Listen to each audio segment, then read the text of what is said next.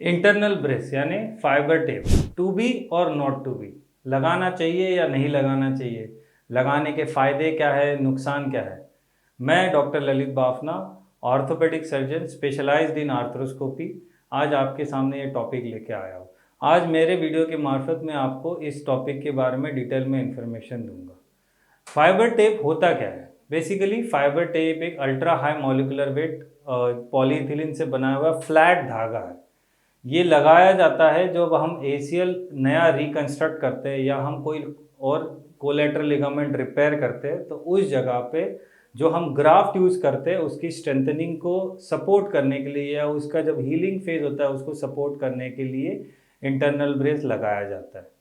Internal brace बनाया क्यों गया है ये भी जानना इसीलिए ज़रूरी है, तभी इंटरनल ब्रेस लगाते क्यों है ये समझेगा।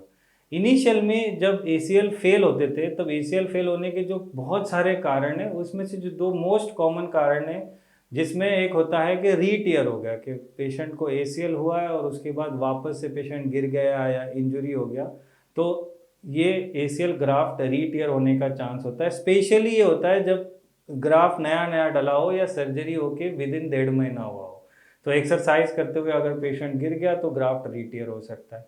Second thing, sometimes with time ये जो ग्राफ्ट होता है वो लेंथन होने लग जाता है, लेंथनिंग होने जाती है, उसके वजह से कुछ रेसिडुअल लैक्सिटी आती है।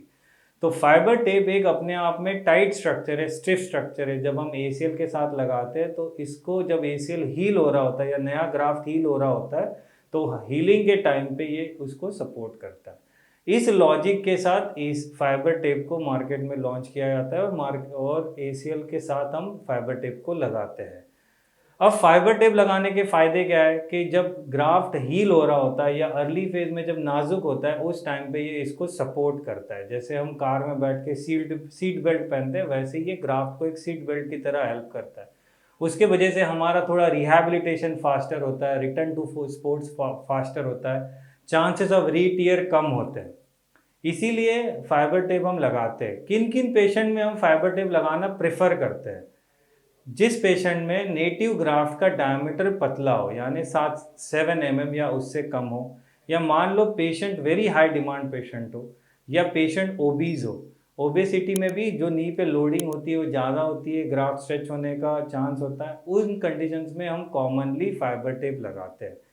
फाइबर टेप लगाने के नुकसान क्या है? मान लो हमने ओवर टाइट करके फाइबर टेप लगा दिया तो फाइबर टेप जॉइंट को स्टिफ कर सकता है।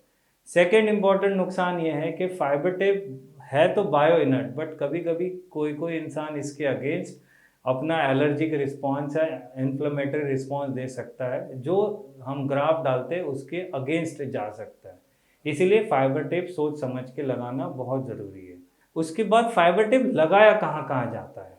अगर हम एसीएल पीसीएल टीयर में जब हम एसीएल पीसीएल रिकंस्ट्रक्शन करते हैं तब हम फाइबर टेप लगा सकते हैं। इसके अलावा जब हम कोलैटरल रिकंस्ट्रक्शंस कर रहे हैं, जैसे एमसीएल कर रहे हैं, एलसीएल कर रहे हैं, या पटेला का एमपीएफएल लिगामेंट रिकंस्ट्रक्ट कर रहे हैं, तब हम फाइबर टेप लगाते हैं। इसके अलावा एंकल में एक लिगामेंट होता है जिसको हम बोलते हैं एटीएफएल लिगामेंट, उसमें भी हम फाइबर टेप लगा सकते हैं। आज के डेट में कुछ कुछ फ्रैक्चर जैसे होते हैं, ह्यूमरस फ्रैक्चर होता है या पटेला बोन फ्रैक्चर होता है, इसमें भी हम फाइबर टेप के सहारे हड्डी जोड़ने में हेल्प करते हैं।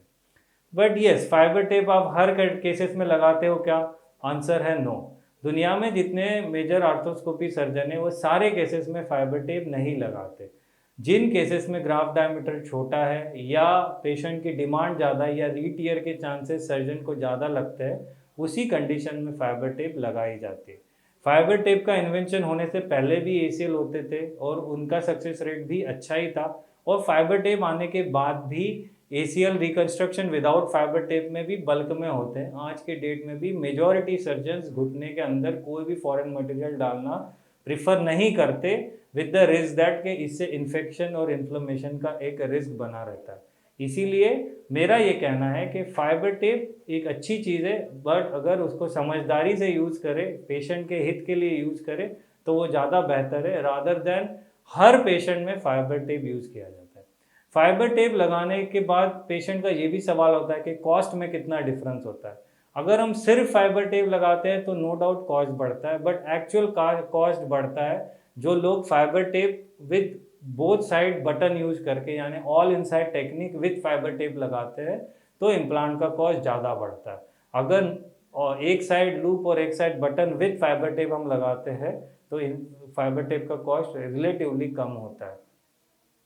फाइबर टेप के बाद लोगों को ये भी फीलिंग आती है कि क्या मुझे घुटने के अंदर फॉरेन मटेरियल फील होगा क्या? आंसर यूजुअली नहीं होगा अनलेस एंड अनटिल जोड़ बहुत स्टिफ हो गया हो तो पेशेंट को ऐसी फीलिंग आ सकती है, बट बहुत कम पेशेंट में ये फीलिंग आती है। फाइबर टेप समझदारी से यूज़ करोगे तो पेशेंट के लिए फ़ायदे में रहेगा, बट ऐसा नहीं है कि हर पेशेंट को फाइबर टेप की ज़रूरत है।